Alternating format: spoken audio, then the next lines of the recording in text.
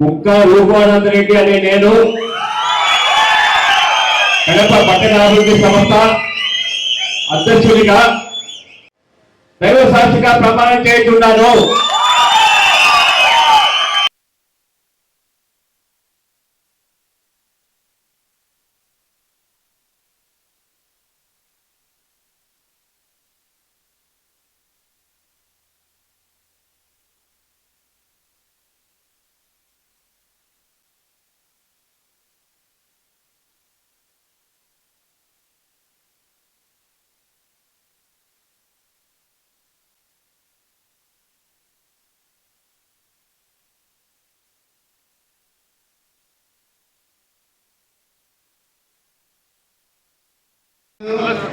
ఆ డెవలప్మెంట్ ఈ నడిచే 5 సంవత్సరాల్లో మన రూపాంతరంగా డెవలప్ చేసి చూపిస్తారని నమ్మకంతో మన సీఎం గారు సార్కి ఈ బాధ్యతలు ఇవ్వడం జరిగింది.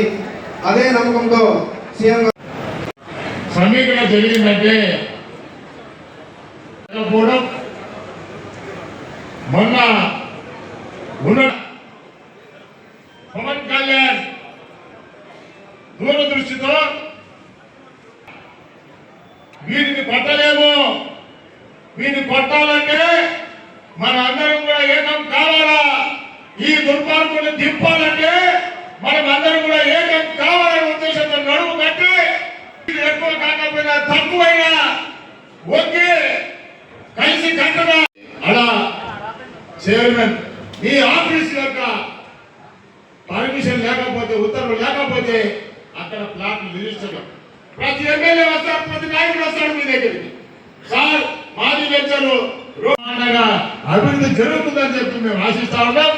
ఏదేమైనా సరే ఇవాళ తెలుగుదేశం పార్టీ తిరిగి కడప జిల్లాలో ఒక సునామీని 10కి 9 సీట్లు రావాల్సింది.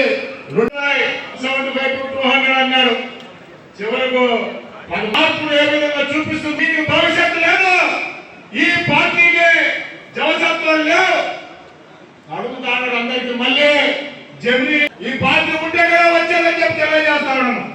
కాబట్టి ఈ పార్టీకి జవసత్వాలు నామరూపాలు కాబట్టి ఆయన నాయకత్వంలో మొట్టమొదటిగా డాక్టర్ శ్రీనివాసులు సర్వసంగమ్మ ఆయన ఉన్నంత కాలం తెలుగుదేశం పార్టీ జెండా కోడూరు నియోజకవర్గంలో రెపరెపలాడింది. ఆయన తెలుగుదేశం పార్టీ అభ్యర్థి లేకపోయినా జనసేన పార్టీ అభ్యర్థి అయినా సరే ఆయన ఆ తపన కష్టం అవన్నీ నేను కళ్ళారా చూశాను. రేయింబావులు కష్టపడ్డారు. ప్రతి ఒక్కరిని కోఆర్డినేషన్ చేసుకుంటూ ప్రతి ఒక్కరికి భరోసా ఇస్తూ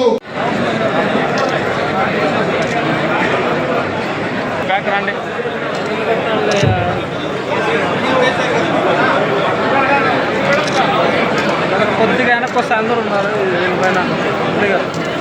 ఒకేసారి బయలుదేరుతాం. మీ అందరికీ మనము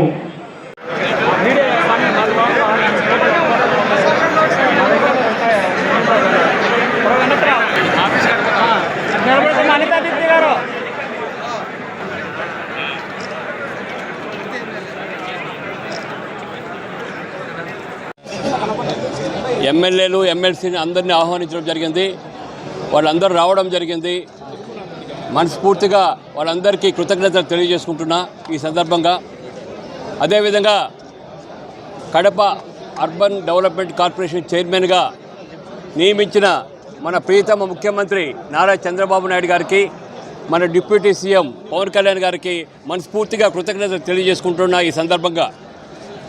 కడప అర్బన్ డెవలప్మెంట్ కార్పొరేషన్ చైర్మన్గా నియమితులైన ఈరోజు 10 నియోజకవర్గాలను సమానంగా డెవలప్ చేస్తానని మనస్ఫూర్తిగా కోరుకుంటున్నా. ఈరోజు ప్రొద్దుటూరులో 40 ఎకరాలు లేఅవుట్ స్టార్ట్ అయింది. బద్వేల్లో జరగడం జరుగుతుంది. 30 ఎకరాలు రాయచోట్లో జరుగుతుంది. ఈ ఫండ్స్ అన్నీ డెవలప్ చేసి ఈ 10 నియోజకవర్గాలకి లైట్లు కానీ, పార్కులు కానీ, రోడ్స్ కానీ డెవలప్మెంట్కు నా సాయశక్తులా కృషి చేస్తానని ఈ సందర్భంగా తెలియజేసుకుంటున్నా. నా మీద నమ్మకం ఉంచి మన ప్రియతమ ముఖ్యమంత్రి చంద్రబాబు నాయుడు గారు ఈ పదవి ఇచ్చినందుకు మరొకసారి ఆయన కృతజ్ఞతలు తెలియజేసుకుంటూ సెలవు తీసుకుంటున్నా.